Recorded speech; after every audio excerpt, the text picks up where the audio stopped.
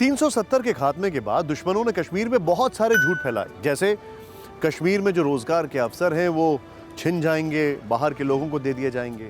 कश्मीर की ज़मीन पर बाहर के लोगों को बसाना शुरू कर दिया जाएगा। कश्मीर के अंदर बाहर से लोग लाकर उनको बसाने की कोशिश की जाएगी। ऐसे बहुत सारे झूठ फैलाए गए जो कि पूरी तरीके से बेपर्दा होते जा रहे हैं 18 महीने में। कश्मीर में कोई डेमोग्राफिक चेंज नहीं हुआ है, बल्कि रोजगार के नए अवसर पैदा किए जा रहे हैं। जो सरकारी जमीन है उस पर बड़े बड़े उद्योग जगत ऑप्शंस एक्सप्लोर कर रहे हैं कि कैसे यहां पर निवेश किया जाए। हमारे कश्मीरी पंडित भाई जो हैं वो वापस लौटने की सोच रहे हैं।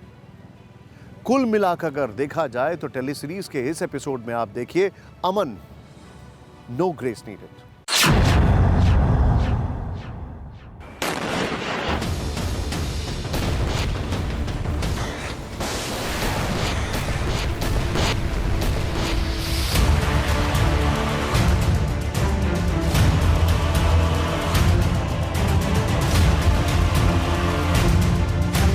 जहां बारूद बरसता है, जहां जिंदगी और मौत का फासला बेहद कम है, जहां सड़कें बनाना नामुमकिन जैसा है, जहां का मौसम ही इंसान का सबसे बड़ा दुश्मन है, कश्मीर के उन हिस्सों तक खुशियों का उजियारा पहुंचा या नहीं? वो लोग जो सरहदी इलाकों में बसते हैं, उनकी खैर किसी ने ली या नहीं? इसकी पड़ताल सबसे अहम थी। टीवी 9 भारतवर्ष रिपोर्टर इरफान कुरैशी इसे जानने निकले। सफर श्रीनगर से शुरू किया। ऊंची चोटियों के पार, घाटी में बहने वाली नदी नालों के उस पार इरफान कुरैशी सेना की मदद से आखिरकार मंजिल तक पहुंचे। जोखिम भरे इस सफर की सारी दुश्वारियां उन्होंने पल भर में भुला दी। वजह थी ये तस्वीरें। शिक्षा का मंदिर दिखा था, किताबों में खोए बच्चे सामने थे। आप देखिए, ये चल रहे हैं हम, और बहुत ही ऊंचाई पर ये कोचिंग क्लास है, और ये देखिए बच्चे यहाँ पर अभी क्लास में मौजूद है। Good afternoon. ये देखिए बच्चे यहाँ पर है। ये कोचिंग क्लास इंडियन आर्मी द्वारा बोनियार के करीबन 7 गांवों में शुरू किए गए हैं, और लगातार हम आपको दिखा रहे हैं और दिखाने की कोशिश ये है कि शिक्षा उतनी आसान नहीं है इन इलाकों के लिए सरहद के जितना हम समझते हैं। और इंडियन आर्मी की ये पहल केवल सद्भावना नहीं है, नेशन बिल्डिंग के साथ साथ एक भावना ऐसी है जो वाकई में दिल को दिल से जोड़ती है। यहाँ जिंदा रहने के लिए कुदरत से रोजाना जंग लड़नी पड़ती है। पड़ोसी देश के हमले झेलने पड़ते हैं। खराब मौसम की वजह से स्कूल नहीं खुल पाते, खुलते भी हैं तो बच्चे स्कूल नहीं आ पाते। ऐसे में सरकारी मदद से बच्चों को कोचिंग क्लास करवाई जाती है। भारतीय सेना इसे मिशन की तरह पूरा करती है। सिर्फ हमारे हेल्थ के बारे में ये कि हमें क्या चीज़, जो ये स्कूल हमारे हैं सिविल के स्कूल, यहाँ वहाँ टीचर भी कम कलीला आते हैं, तो वो बिल्डिंग भी गिरने वाली है।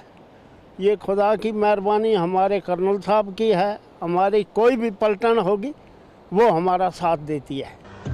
कश्मीर के दूर दराज के इन इलाकों में सेना के देवदूत ग्रामीणों को हर मदद पहुंचाते हैं। सड़कों के निर्माण से लेकर लोगों के स्वास्थ्य का ख्याल सेना ही रखती है। सरकारी सहायता मिलने में भी कभी देर नहीं होती।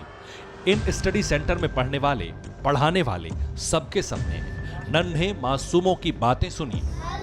सर्विसेज सिर्फ हमारे हेल्थ के बारे में ये कि हमें क्या चीज़, आंध्र प्रदेश, अरुणाचल प्रदेश, आसाम, बिहार, छत्तीसगढ़, गोवा, गुजरात, गांधीनगर, हरियाणा, चंडीगढ़, हिमाचल प्रदेश, शिमला, जम्मू एंड कश्मीर, श्रीनगर, झारखंड, रांची, कर्नाटका, बेंगलुरु, केरला, मध्य प्रदेश, भोपाल।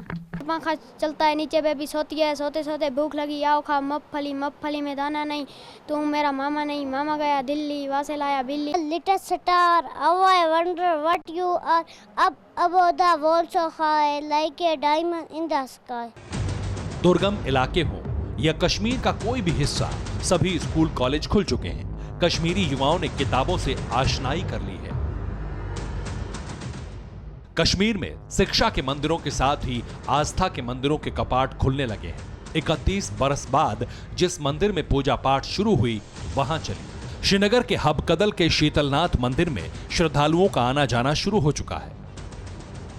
तो 31 साल के बाद फिर से आज यहाँ पे घंटियों की आवाज़, शंख की आवाज़ सुनाई दी और करीब कह सकते हैं कि 31 साल के बाद यहाँ पे आज पूजा की गई।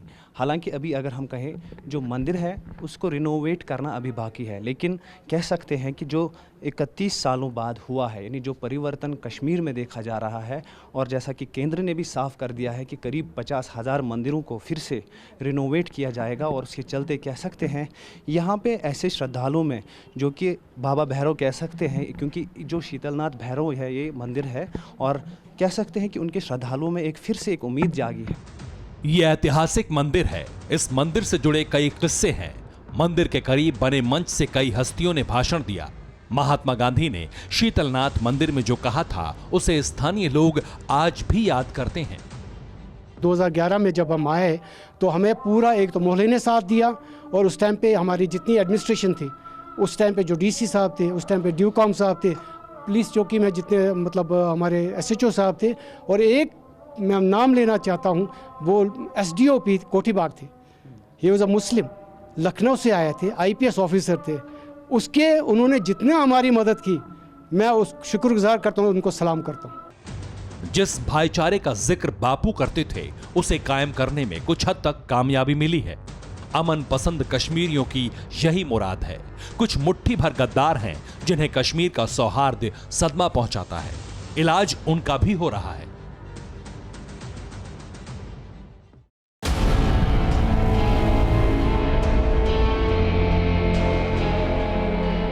अड़ी सोमवार से शुक्रवार शाम 6 बजे सिर्फ TV9 भारतवर्ष पर।